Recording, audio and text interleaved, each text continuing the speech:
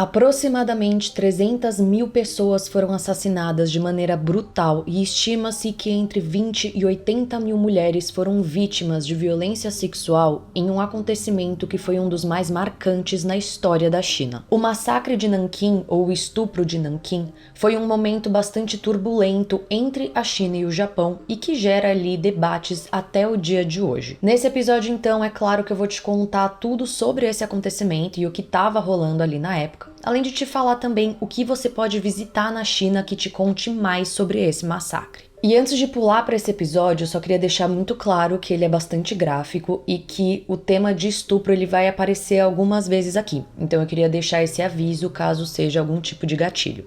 Eu sou a Andressa Esfer e esse é o Passaporte pro Crime, um podcast que vai te trazer histórias de crimes, suspense e aquelas histórias meio macabras de várias partes do mundo. Alguns desses lugares eu conheci, outros eu espero conhecer em breve. China, década de 1930. Nessa época, o país estava enfrentando uma verdadeira guerra civil, dividido ali em dois.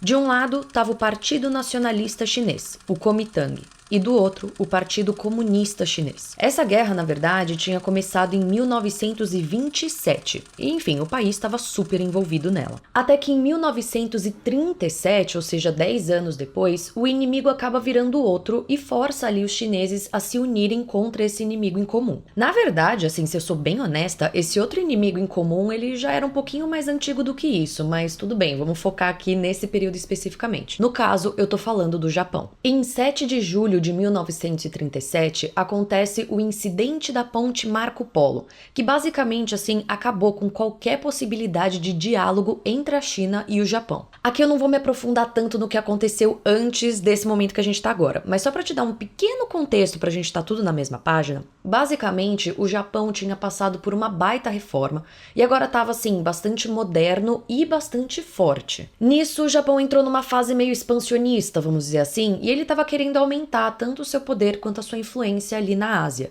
E a China, no caso, era bem interessante. E antes de 1937, o Japão já tinha, sim, feito alguns investimentos, vamos dizer assim, lá na China. Inclusive mordiscando ali um pedaço do território da China e, né, não querendo devolver aquela coisinha toda. Vocês podem imaginar, então, o clima tenso entre os brothers que tava rolando. E nisso, então, o clima foi piorando, até que a gente chega no incidente da ponte Marco Polo, que eu já comentei. Nesse incidente especificamente, parece que rolou ali um mal-entendido entre as duas partes que acabou escalando para um negócio muito maior. Há quem diga que um soldado japonês ele teria sumido e que os japoneses pediram permissão para a China para entrar ali em uma cidade para procurar por ele. Só que no caso a China teria claramente negado essa passagem do Japão e o negócio teria ficado feio. Seja como for, se essa história do soldado japonês desaparecido é verdade ou não, o que de fato aconteceu é que rolou alguma tensão ali pequenininha e essa tensão acabou aumentando.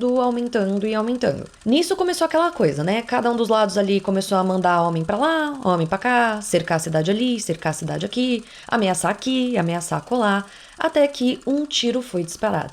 E depois desse primeiro tiro começou uma chuva de tiros. Começava então não só uma batalha pontual ali, mas a Segunda Guerra Sino-Japonesa. Guerra essa que ficou bem marcada na história exatamente pela sua brutalidade. A guerra então começou em julho de 1937, como eu comentei, e nesse mesmo mês o Japão já conseguiu tomar Pequim e Tianjin, que é uma outra cidade ali perto de Pequim. Foi super rápido assim, e logo o Japão já tinha conseguido montar bases militares para campanhas futuras. Era hora então de lançar essas campanhas, e foi exatamente quando o Japão começou a ir atrás de Xangai. Aqui fica só efeitos de curiosidade, mas a Batalha de Xangai, ela aconteceu entre agosto e novembro de 1937 e assim, ela foi a mais sangrenta dessa guerra. Isso porque a China de fato resistiu muito bravamente ali, fazendo com que os japoneses precisassem elevar o seu nível e ir com os dois pés no peito. Então assim, de um lado a gente tinha um enorme número de chineses nacionalistas prontos para assim, realmente dar a sua vida pelo país, e do outro a gente tinha o Japão completamente superior ali, né, no quesito tecnologia e exército e tal, e com sangue nos olhos pra tomar Xangai. E assim, foi uma questão de tempo pra Xangai cair, tipo, não tinha como. Mas como eu comentei, não foi tão fácil quanto o Japão e a própria China imaginavam. E as perdas que aconteceram de ambos os lados deram uma boa baqueada nos dois ali. Mas logo o Japão se recuperou ali e decidiu seguir com seus planos. A ideia principal do Japão era tomar toda uma região que ficava entre Xangai e uma outra cidade ali que era muito importante economicamente e que era apenas a capital da China na época, Nanquim. O Japão acreditava que tomar essa região entre as duas terras ia facilitar muito a sua vida. E bom, aqui só uma fofoquinha, existem rumores que na verdade a ideia do Japão era primeiro tomar Nanquim e depois Xangai, mas aí de última hora eles decidiram mudar os planos. Aquele tipo de informação que você poderia ir dormir sem saber, mas sei lá, eu quis compartilhar porque, né, agrega, traz um quezinho a mais, uma fofoquinha. Bom, em dezembro de 1937, o Japão finalmente chega a Nanquim. E ao chegar, o Japão encontrou uma resistência por parte dos chineses, assim, algo que durou em torno ali de 4 dias. E ao final desses 4 dias, mais especificamente no dia 12 de dezembro, a China cedeu ao Japão. Aqui eu me sinto na obrigação de te falar que eu encontrei diferentes versões sobre a entrada do Japão em Nanquim. Alguns lugares, então, alegam que a China, na verdade, não ofereceu resistência nenhuma. Afinal, já estava bastante debilitada, assim, e ela simplesmente, entre 1 milhão de aspas aqui, né, abriu as portas e deixou o Japão entrar. Se bem que não é entre 1 milhão de aspas, porque Nanquim era uma cidade murada. Mas tudo bem, ponto é. Existem pessoas que falam que a China não ofereceu nenhuma resistência. Mas assim, gente, o consenso maior é que sim, a China resistiu, ainda que por pouquíssimo tempo. Mas seja como for, assim, o resultado é o mesmo. O Japão tomou Nanquim. E no que o Japão tomou Nanquim, as coisas escalaram assim muito rápido. Começaria então, no dia 13 de dezembro, o que o Japão chamaria de uma operação de limpeza. E aqui eu coloquei entre aspas porque, enfim, né, o nome que deram, Andressa não está falando nada. E essa operação teria como objetivo aniquilar e matar todos os soldados chineses. Mas assim, eu posso te adiantar que não foi só isso que aconteceu. E aqui eu também preciso te dizer que existem diferentes versões para explicar o porquê que o Japão fez o que fez. A mais forte delas, assim, fala que os japoneses, eles eram guiados pelo código de conduta dos samurais, o Bushido. E assim, esse código dizia, entre 1 milhão de outras coisas, né, que um guerreiro, ele devia lutar até a sua morte. Então, né, por conta disso, pros guerreiros japoneses, era muito claro que os soldados chineses precisavam morrer. Afinal, né, eles teriam que lutar até a sua morte. Perdeu, é morto. Mas há quem diga também que, na verdade, os japoneses, eles tinham um certo medo do número de chineses que tinham ali. Então, assim, eles temiam que, de repente, esses chineses, eles pudessem se unir e acabar se revoltando ali contra os japoneses. Há quem diga que esses dois motivos, na verdade, eram um motivo só, há quem separe esses dois motivos, e há quem diga também outras coisas. Uma outra teoria do porquê que aconteceu todo esse massacre, enfim, né, é que, na verdade, não teria muito bem um motivo. Quer dizer, né, tinha toda a questão psicológica das guerras e das batalhas e tudo mais, aquela questão da vingança por parte dos soldados japoneses, e também teria, na teoria, um aval por parte do Japão de que os soldados japoneses pudessem saquear e fazer o que quisessem com as cidades que eles tomassem. E uma última teoria diz também que, na verdade, os japoneses, eles teriam sido ensinados que os chineses eram uma raça inferior. E então, né, eles teriam sido instruídos, vamos dizer assim, a acabar com essa raça considerada inferior. Enfim, mais uma vez, assim, não se sabe ao certo exatamente o que levou os japoneses a fazerem o que eles fizeram. Mas o ponto é, depois de tudo isso, que eles mataram muita gente para além de soldados chineses que, na teoria, era o que eles iriam fazer. Inclusive, dizem que o massacre de Nanquim, ele começou muito antes, exatamente na marcha entre Xangai e Nanquim. Isso porque existem relatos, tanto de membros do exército da época, quanto jornalistas integrados ali nas forças imperiais japonesas, contando como os soldados costumavam chegar em uma vila, matar todos os homens com baionetas e facas, depois trancar mulheres e crianças em uma única casa e estuprá-las à noite. E como se não bastasse, na manhã seguinte, né, antes deles seguirem para a próxima cidade ou vila, eles matavam todas as mulheres e as crianças e eles ainda queimavam todas as casas para impedir que, né, caso alguém voltasse para a cidade depois, tivesse ali onde morar e onde ficar. Bom, mas feito todo esse meu parênteses aqui, vamos voltar para o dia 13 de dezembro de 1937, quando de fato começa o massacre de Nanquim. Esse massacre consistiu em assassinatos aleatórios, tortura, estupros, saques, incêndios e muitas outras atrocidades num período ali de 6 semanas. E assim, dentre todas essas atrocidades que aconteceram nesse período de tempo, os estupros são os mais comentados e os mais chamativos. Estima-se que mais de 1.000 mulheres eram estupradas por dia, totalizando algo ali em torno de 20 e 80 mil casos de violência sexual nesse período. E depois, como se não fosse o suficiente, essas mulheres ainda eram mutiladas e assassinadas. E assim, gente, eu acabei não trazendo isso pro podcast, sinceramente, mas você encontra relatos fortíssimos, bem detalhados desses casos de estupro, e você encontra também imagens, fotos também muito fortes desses momentos. Na internet, em livros, em documentários, enfim, esse foi um tema bastante explorado sobre o massacre de Nanquim. Não à toa, o massacre de Nanquim também ficou conhecido como o estupro de Nanquim, e agora você sabe o motivo. E já com relação aos assassinatos e às torturas, não se sabe também ao certo quantas pessoas morreram no massacre, mas estimam ali algo em torno de 200 e 300 mil pessoas. E não se sabe o número exato de vítimas, tanto de estupros, violência sexual, quanto dos assassinatos, por uma série de motivos. Primeiro, porque muitos corpos foram queimados ou jogados no rio Yangtze. Segundo, porque depois de determinado ponto, realmente assim, pararam de contar o número de corpos. E terceiro, mas não menos importante, porque o Japão se livrou de qualquer documento assim que falasse sobre esse massacre depois do fim da Segunda Guerra Mundial. Mas de novo, assim, você também encontra uma série de fotos e uma série de relatos na internet mostrando pessoas decapitadas de todas as idades, corpos mutilados e corpos espalhados assim pela cidade. Inclusive, ao longo do massacre, se criou ali a chamada Vala dos 10.000 Corpos, que era uma escavação próxima da cidade ali, de 300 metros de comprimento e 5 de largura, em que milhares de pessoas foram executadas e tiveram seus corpos jogados ali. De novo, assim, apesar do nome, esse é um caso que não se sabe o número exato e ele varia bastante. E, por sinal, ainda é debatido até os dias de hoje. Mas se fala algo em torno de 4 e 20 mil pessoas mortas nessa ocasião. E como eu comentei brevemente antes também, um outro ponto focal do massacre de Nanquim de fato foram os soldados chineses. De novo, existem relatos fortíssimos de como os homens eram torturados e assassinados e como os japoneses identificavam quem era um soldado chinês. Ainda com relação a números, assim, a estimativa é que 20 mil homens chineses foram mortos sem serem soldados,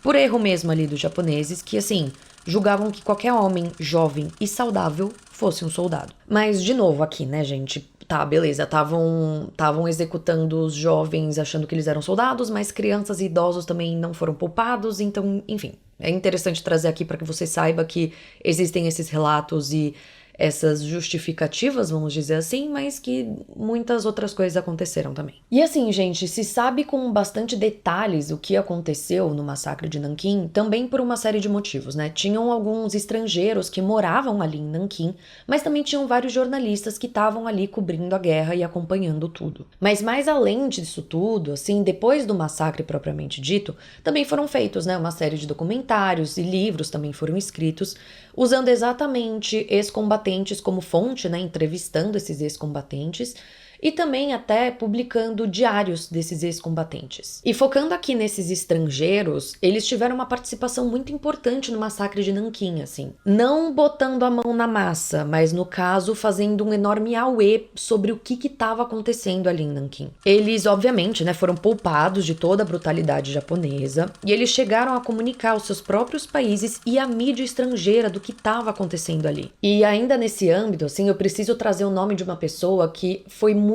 importante nesse acontecimento, né, nesse âmbito aqui que eu tô trazendo, mas que também vai ser muito importante pra gente nas dicas de viagem, que é o John Rabe. Basicamente, então, desses estrangeiros que eu comentei, o Rabe era alemão e ele foi o principal defensor dos chineses. Assim, ele foi uma figura muito importante nisso tudo. Aqui eu me sinto na obrigação de comentar, mesmo que por cima, que o Rabe foi quem liderou a criação da chamada Zona de Segurança Internacional de Nanquim, que era uma região ali em que supostamente os chineses estariam seguros. Claro, né, eu digo supostamente porque essa zona ela acabou sim sendo invadida e sendo atacada aqui e ali. Mas, de qualquer forma, ele conseguiu salvar cerca de 200 mil pessoas com essa zona, tá? E bom, com todo esse auê feito pelos estrangeiros, tudo mais, o Japão ele se viu um pouquinho numa situação mais delicada e percebeu que precisaria mudar um pouco a postura diante do massacre de Nanquim. Então, né, 6 semanas depois de tudo isso que estava acontecendo e do auê da mídia e tudo mais, acaba o massacre de Nanquim, mais especificamente em janeiro de 1938. Nesse mês, então, mais especificamente, novos soldados japoneses foram enviados para Nanquim numa tentativa ali de controlar a situação do que estava acontecendo e para formar mesmo um governo para, né, de fato, assim, derrubar a cidade, vamos colocar aqui entre aspas, mas assim, para realmente tomar a cidade e começar a governar aquela cidade. Mas assim, gente, apesar do massacre ser datado oficialmente como tendo acabado em janeiro de 1938, ele não acabou exatamente. Isso porque, enfim, o Japão, né, ele continuava tomando a China, tudo mais, fazendo o que ele já estava fazendo, ele continuava claramente controlando Nanquim, como eu comentei, mas mais além disso tudo, ele continuava assim com as execuções e com os abusos, com a violência, com tudo, só que em menor escala. E essa situação, assim, ela durou todo o ano de 1938 até que a gente chega em 1939. Esse é o fatídico ano que começa, eu poderia muito fazer a Dora Aventureira e falar que começou em 1939, metendo ali a região tudo, mas tudo bem, eu não vou fazer isso com vocês. Já fiz um pouquinho. Começou a Segunda Guerra Mundial. E aí, só pra relembrar, porque eu sou uma dessas pessoas que ama história e sempre esquece esse tipo de coisa, Segunda Guerra Mundial, que tinha de um lado ali os aliados, que era formado por Reino Unido, França e União Soviética, e do outro tinha o eixo, que era Itália, Japão e Alemanha. Gente, claramente eu não vou me aprofundar na Segunda Guerra Mundial, porque senão esse episódio ele seria um absurdo de longo. Eu precisaria encontrar alguma história só pra falar da Segunda Guerra Mundial, com certeza eu encontro. Enfim, na verdade tem até um episódio já que eu falei um pouquinho da Segunda Guerra Mundial, viu? Que é o dos paraquedistas, o número 7. Enfim, se quiser ouvir lá, fica a minha recomendação. Esse episódio ficou bem legal. Mas tá, de volta aqui pra nossa história, peço perdão. Mas eu queria trazer que sim, 1939, então, começou a guerra. E em 1941, outro ponto importante acontece, que é a entrada dos Estados Unidos na guerra do lado ali dos aliados. E bom, nessa época toda, 1941, vamos dizer que a situação do Japão começou a ficar um pouquinho complicada. Essa situação foi ficando tão complicada, mas tão complicada, que o Japão ele viu ali uma grande dificuldade em continuar mantendo seus territórios tomados ali, como por exemplo a China. E aí, você lembra que eu comentei lá no comecinho do episódio, bem lá no comecinho, que tava rolando na China uma guerra civil que foi literalmente pausada por conta da invasão dos japoneses? Só pra relembrar aqui, era uma guerra civil porque tinham 2 partidos ali que estavam lutando entre si pra tomar o poder, ok? Todos lembramos, estamos na mesma página? Ótimo. Pois bem, os Estados Unidos passou a apoiar esses 2 partidos, fornecendo ali armas, suprimentos e o que mais fosse preciso para eles conseguirem se fortalecer e combater o Japão. Assim, na verdade, se eu sou bem honesta, isso já rolava desde antes, tá? Mas o ponto é que essa ajuda, ela se intensificou em 1941. E como se não bastasse essa ajuda dos Estados Unidos, anos depois acontece em 1945 o caso de Hiroshima e Nagasaki, as bombas atômicas. E aí o Japão se vê ainda mais debilitado. E aí, pra colocar a cerejinha no bolo, a União Soviética vai lá, entra em jogo, declara guerra ao Japão e lança uma ofensiva onde? Na China. Tá, era pra simplificar, mas eu senti que ficou um pouquinho confuso porque eu meti um monte de nome num intervalo de tempo muito curto. Então bora resumir assim muito bem, tipo num tweet. Não vai caber num tweet, nem ferrando, mas num tweet. Começou a Segunda Guerra Mundial.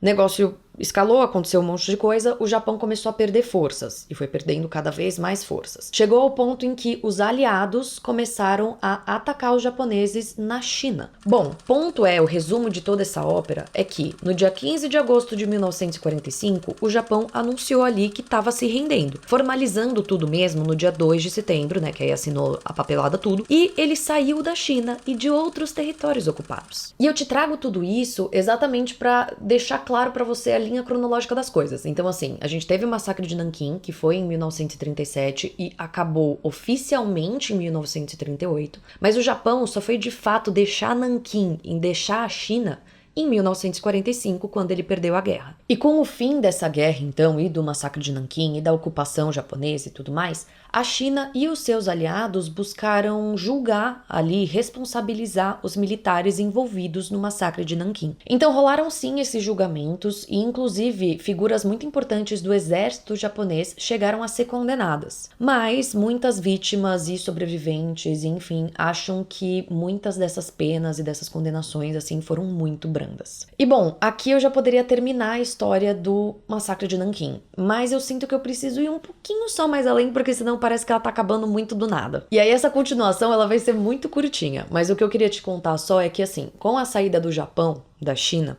o partido que estava no governo antes, que era o Partido Nacionalista, o Kuomintang, ele volta pro poder. Só que assim, o país estava completamente destruído, desmoralizado, desestruturado, assim, um completo caos. E para piorar tudo, o Partido Comunista Chinês ainda queria o poder. Em outras palavras, aqui depois da saída do Japão, os partidos que estavam unidos contra o inimigo em comum se separaram e retomaram a Guerra Civil Chinesa. E pronto, aqui eu termino a história, sabe por quê? Porque eu tenho certeza que eu vou encontrar alguma história que fale sobre essa Guerra Civil Chinesa.